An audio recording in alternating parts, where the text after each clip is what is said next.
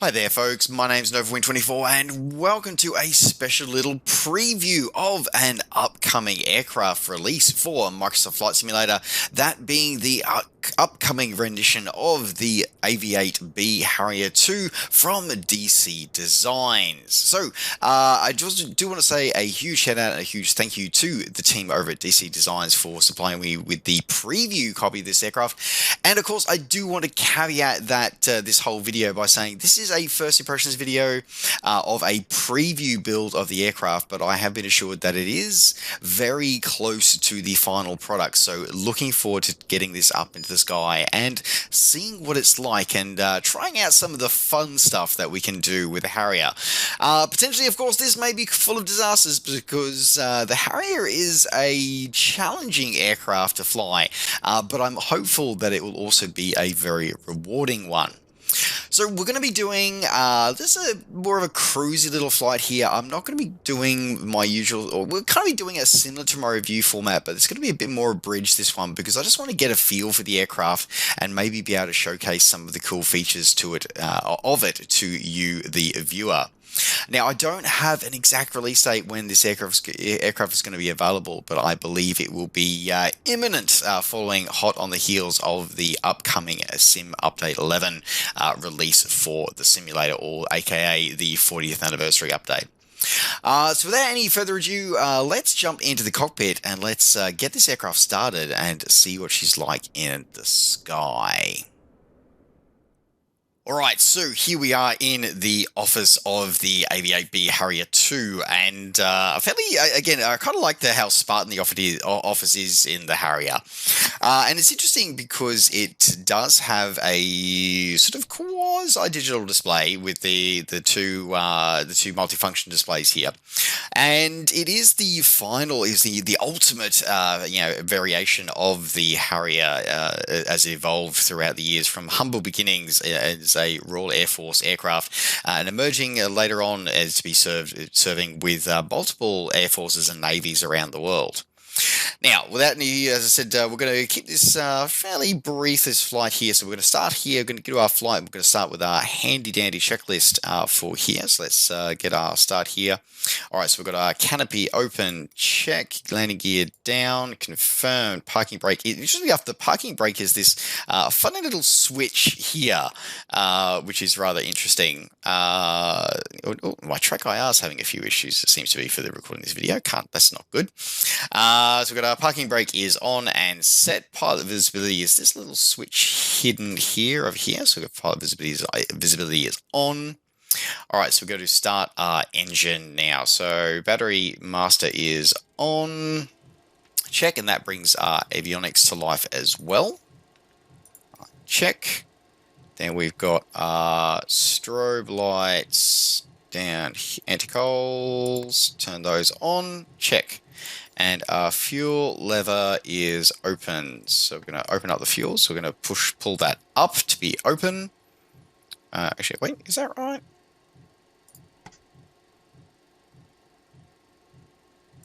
Yep, up should be on. Okay, we're full open. I think that's backwards, I think. I guess we're about to find out when we start the engine. Okay, AP, okay, so our generator switch is on. Check. APU start. APU is started, throttle is closed, engine starter engage, engine RPMs building,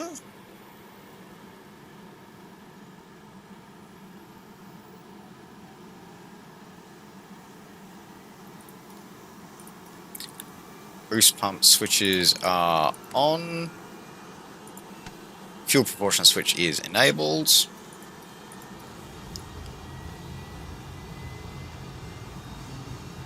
50% and higher and climbing.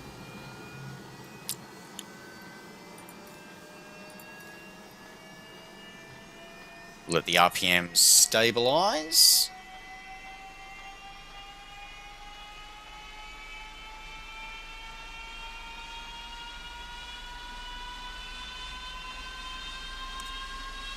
Okay, APU is off.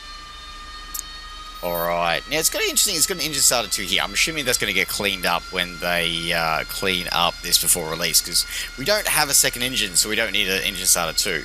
Alright, now time to close our canopy. Alright, okay, JPTL, which is this one here, and that is set to on, so we're good to go. And oxygen, set to on, check. Alright, ready for taxi. Parking brake is off.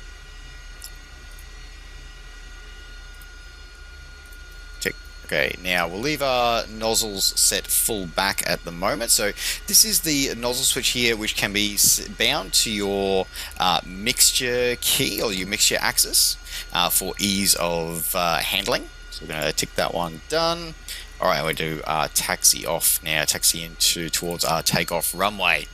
Now, we won't be doing a vertical takeoff here because we are a little bit loaded today. So we've got a pair of sidewinders as well as drop tanks. Alright.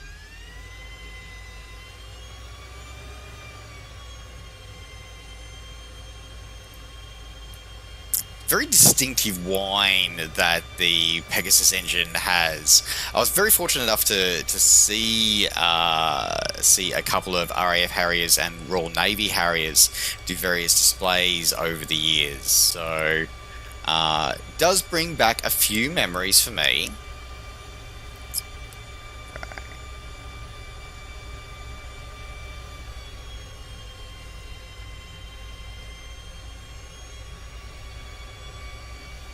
Now we've got wind vane at the front here, the aircraft,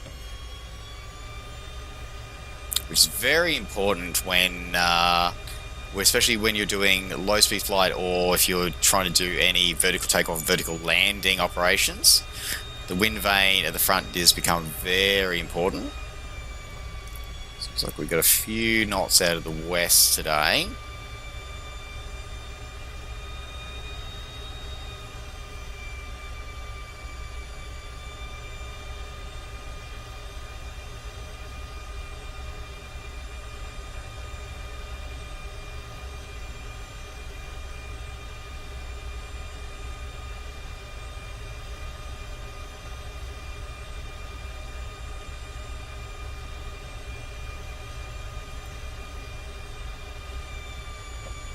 Now we are going to taxi along runway here before turning onto our active.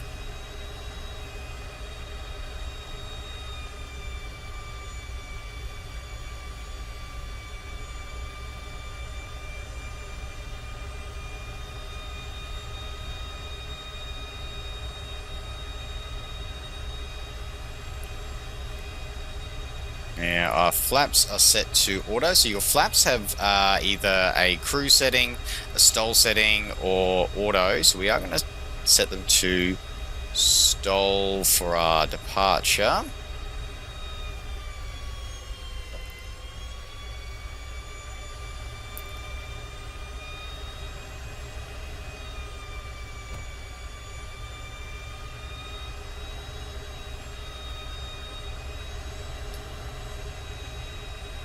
Alright, so we line up to take the active, preparing for takeoff. Okay.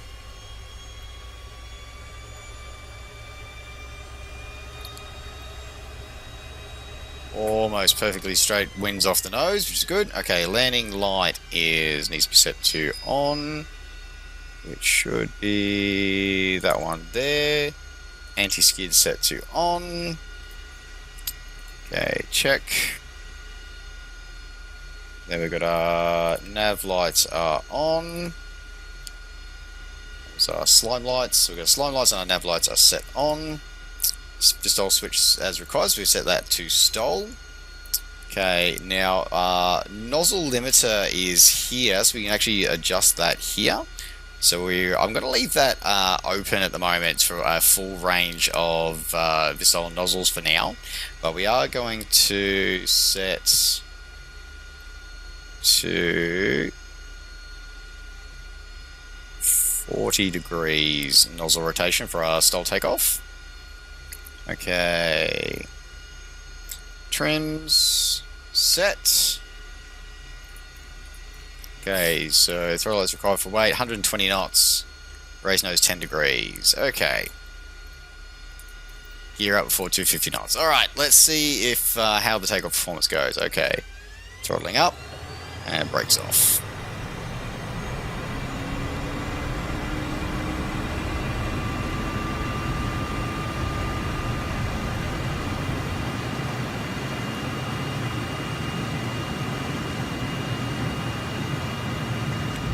Gear up. And flaps to auto.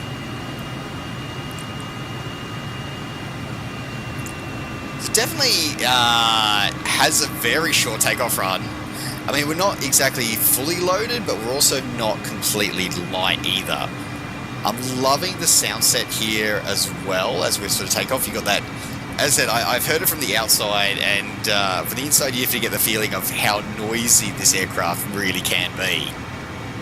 Alright, so we're flying around Hawaii today, so we're going to do a bit of an quick island tour here in Hawaii.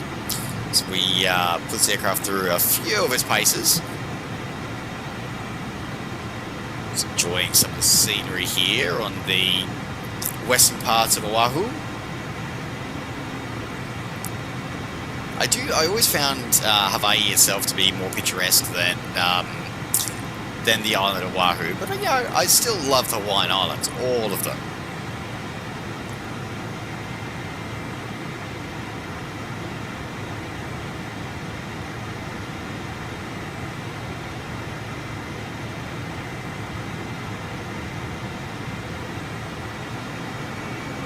Now, brake all the regs, go throttles forward, moves from full forward, full aft on the nozzles.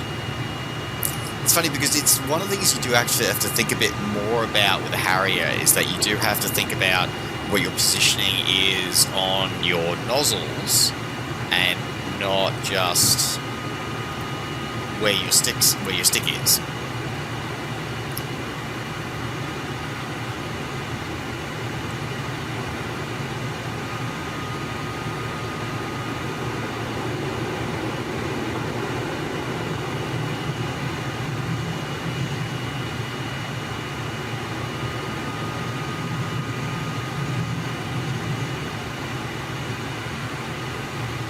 The visibility out of Harrier is fairly remarkable with its bubble canopy.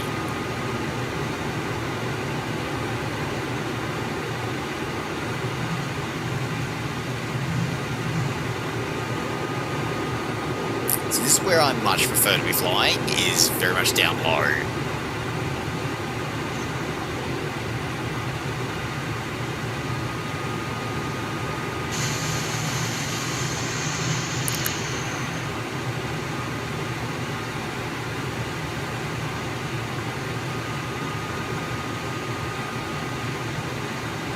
The HUD is very clean. Now, I've never seen a Harrier HUD, so I can't speak to its accuracy, but it definitely feels clean. Well, I mean, it looks clean, and it gives me all the information that I need in a timely manner.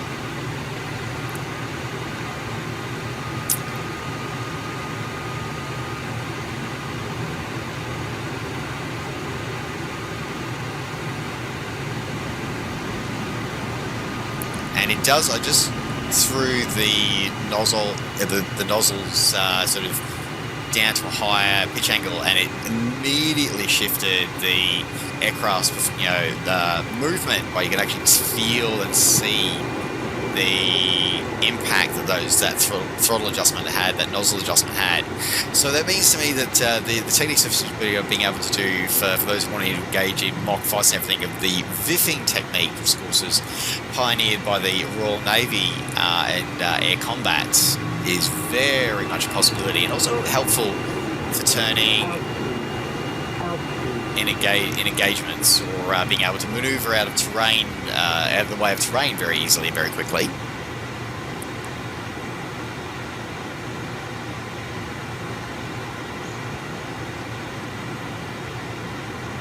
Now I'm curious. There's a U.S. Marine Corps base on this side of the of Oahu, which I remember from Microsoft Flight Days had a Tarawa-shaped, so it was a landing deck of Tarawa painted onto the base to actually allow pilots to practice carrier landings before they actually went out the amphibious assault ships. I'm curious to see whether I haven't actually been here to see if whether or not that's actually in the sim or not. Oh, and Betty is letting me know about my altitude. Thanks, Betty.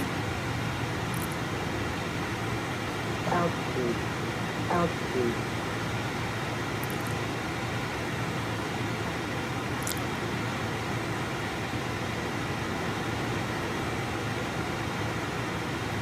It is a very accessible version of this aircraft I'm finding, and as I said, like, this is a pre-release copy. This is not the final release that will be gracing us or our virtual skies, hopefully very, very soon. But it definitely feels complete. Being able to get the impression and the feeling of flying a Harrier and all the challenges it has. I guess we'll see more when we try and do some vertical landings.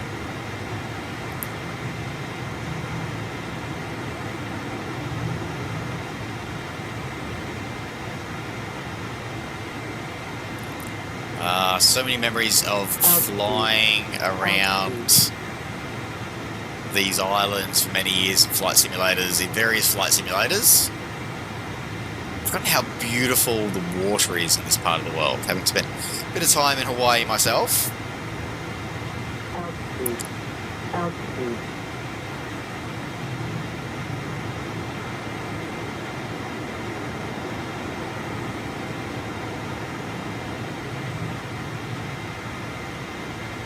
Alright, now this should be Kaneohe Bay.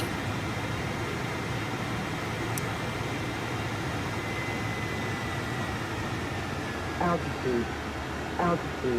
Pull back on the throttles. We pass over all the various wealthy people's yachts.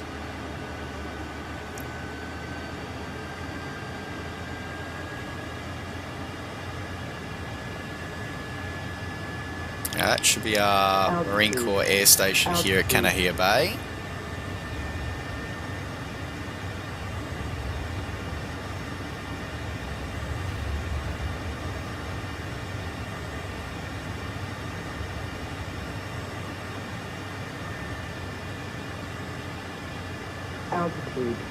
Altitude.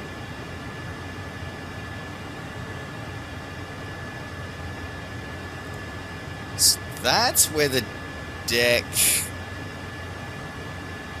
used to be, but it has unfortunately been obliterated by the sim, unfortunately. Oh, that's a shame. I guess that means we're going to have to slow down a little too much without putting flaps in. That's something to be wary of. Okay. Moving those nozzles a bit to give us a bit more vertical speed.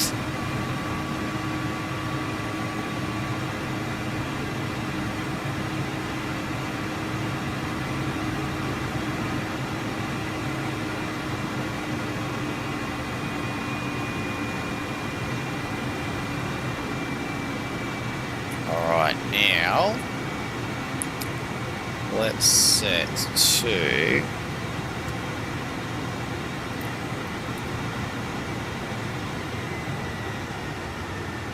well, at least let's try a stall landing before we try and land on a carrier.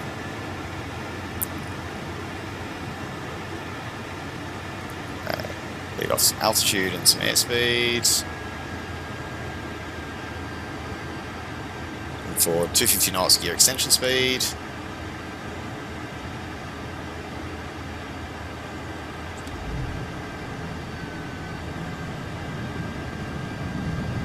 Okay, flaps, Stovall.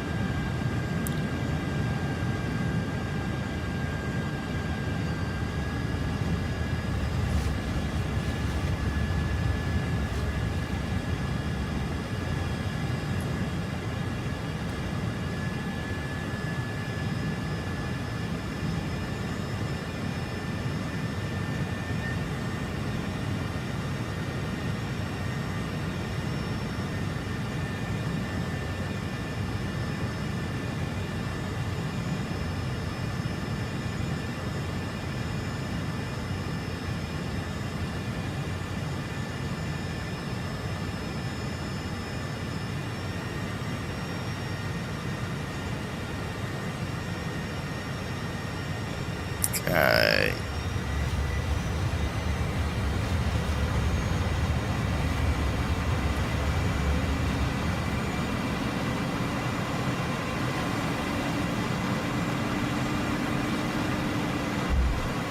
Oof, that was firm, but a vertical landing.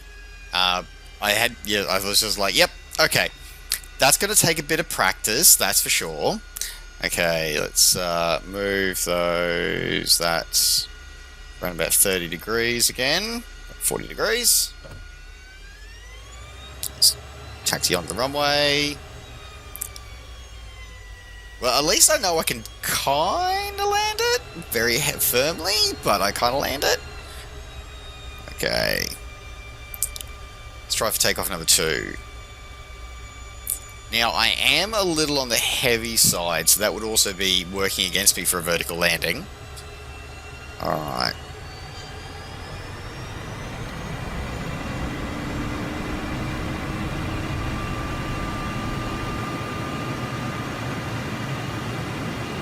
So even 420 knots. Whoop. Move those nozzles forward to cruise a little early. Flaps auto. Set. Okay, so it definitely has the quirks the aircraft has, and it's not something simple as just slam the throttles into, or the nozzles into vertical and you'll be able to land vertically. Doesn't quite work like that, which is good, which shows that there's a level of detail that's gone into this aircraft, which of course Disney Design is famous for, providing us a quality, realistic renditions of an aircraft without requiring a 12-week ground school. So, which is something that I always love about the aircraft that they produce.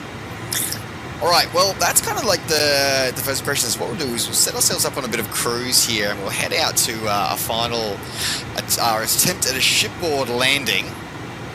But before we do that, let's have a quick look at the exterior of the aircraft while we're in cruise.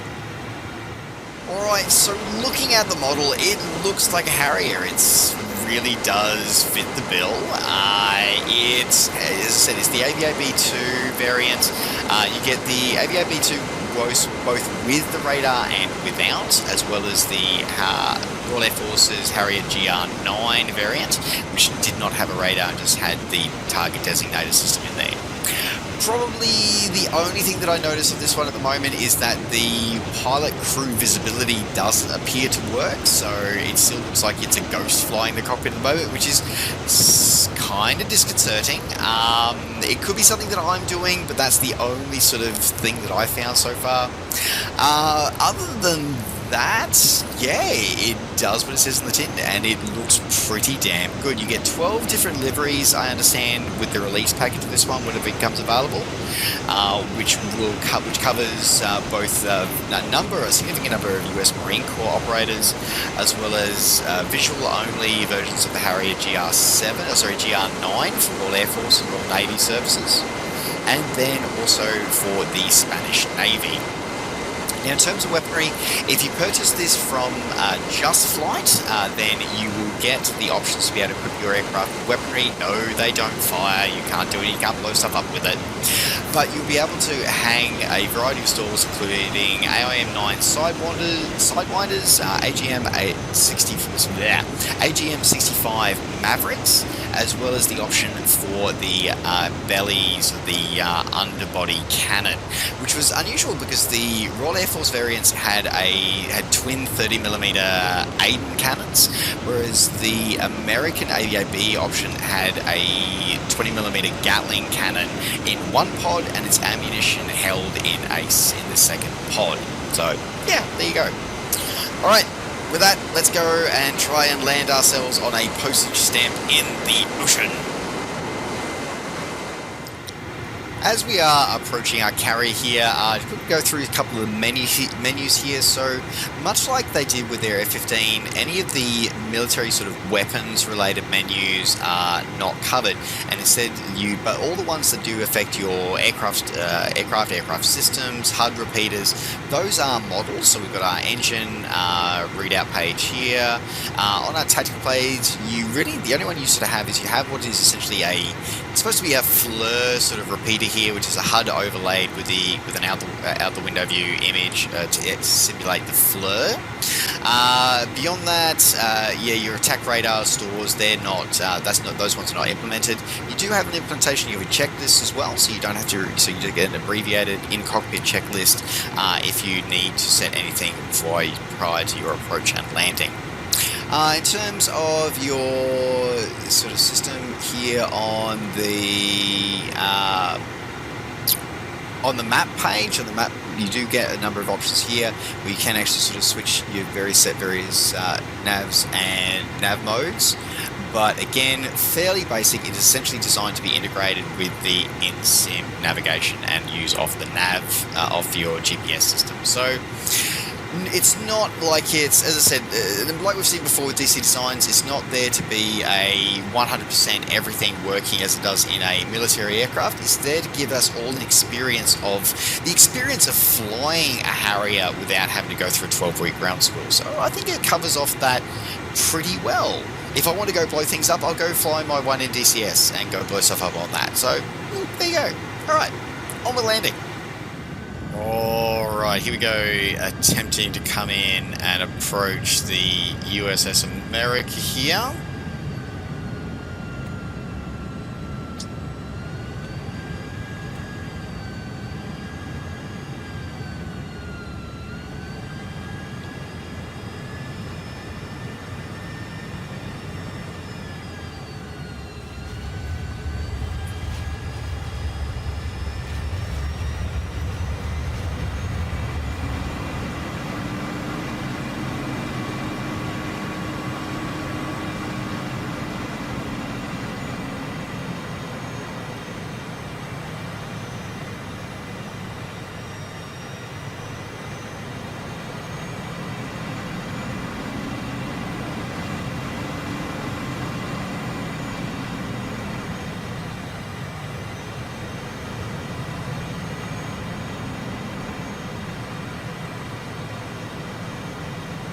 Definitely not as easy as it looks. Well, at least the professionals make it look anyway.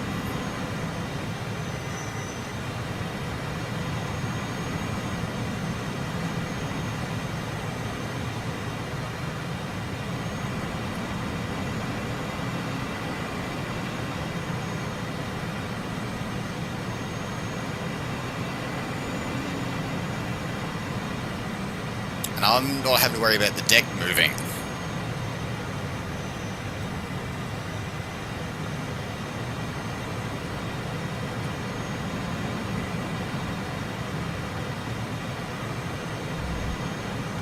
Okay, that was definitely better than my first landing, that's for sure.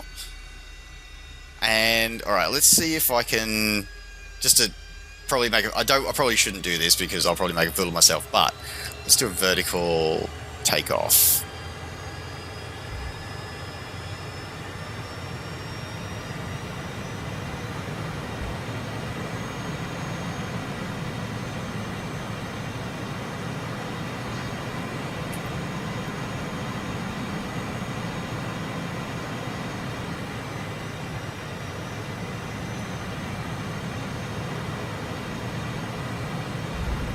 Hovering is something I'm definitely going to have to work on. Alright, let's taxi this forward a little bit.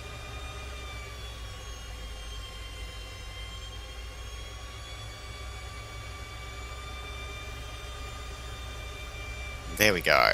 Okay. Alright. And let's put our parking brake on. Okay. Alright. Quick wrap up for this video now, shall we? Alright, so that was my quick little preview test flight of the AV-8B Harrier 2 that is shortly to be available to us from DC Designs. Quick thoughts, it's a fun aeroplane to fly. It definitely has its challenges in it, and it does take a bit of mastery for this one. It's definitely not the whole, what we've seen with some... it's not the Forks Vistol that you might have seen with some aircraft for various sims. It is very much, you have to think about it. You can't just sort of yank the nozzles into position and hope for the best. Prior to this, I did one other test flight prior to this, and let's just say weights and balances are a thing, particularly if you want to try vertical landings or vertical takeoffs. They absolutely are. So that is it is great to see. You can very clearly see that there's a lot of detail, a lot of work's been put into it by the team here at DC Designs, and I'm looking forward to seeing the final product. This initial first pass review tells me that it is pretty much ready for showtime. A couple of small little things need to be cleaned up in the XML checklist, a couple of things in the cockpit, but overall it does what it says on the tin, and I am really, really excited and looking forward to seeing this one as a full release, and I hope you are too. So folks, if you are wanting to pick this one up, this one is not yet available, but will be available in the very near future from Just Flight. So make sure you head over to the Just Flight website and subscribe to their mailing list for when it is to be notified when it becomes available. And with that, folks, that does now round out this preview video of the Harrier 2. Thank you very much for joining me. Don't forget, as always, to like the video and subscribe to the channel if you're enjoying these videos and want to see more. And of course, as always, you can catch up with me and all the things I'm up to between videos by following me on Facebook and on Twitter and on Twitch. Just search NovaWing24. Alright, folks, thanks very much for watching. Take care, safe skies to all, and we'll see you next time. Bye for now.